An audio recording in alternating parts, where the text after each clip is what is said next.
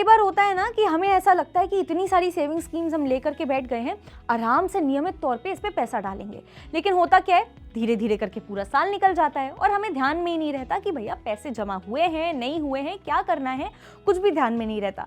खास करना ये चीज़ें पीपीएफ में और सुकन्या समृद्धि योजना एसएसवाई कहते हैं जिसे, इसमें अक्सर देखने को ये चीज़ें मिल ही जाती हैं। अब इन दोनों ही योजनाओं में हर वित्त वर्ष में, हर फाइनेंशियल ईयर में एक मिनिमम रकम जमा करना बहुत इंपॉर्टेंट है। पीपीएफ में हर साल में कम से कम 500 रुपए डालना जरूरी है। अगर ये रकम आप नहीं डालते हैं तो क्या होगा, अकाउंट इनएक्टिव हो जाएगा साहब। अगर आप नहीं डालते हैं तो आपका जो पीपीएफ अकाउंट है इनएक्टिव हो जाता है और उसे फिर से स्टार्ट करने के लिए, यानी वापस एक्टिव करने के लिए, एक्टिवेट करने के लिए 50 रुपए का जुर्माना अलग देना पड़ेगा।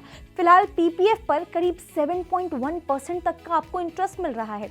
वही अगर एसएसवाई यानी कि सुकन्या समृद्धि योजना में अगर उसकी बात करें, हर साल कम से कम यहाँ पे 250 रुपए आपको जमा करना जरूरी होता है और इसमें अभी 8.2% तक का इंटरेस्ट मिल रहा है और ये बेटियों के भविष्य के लिए वैसे ही बहुत पॉपुलर ऑप्शन माना जाता है।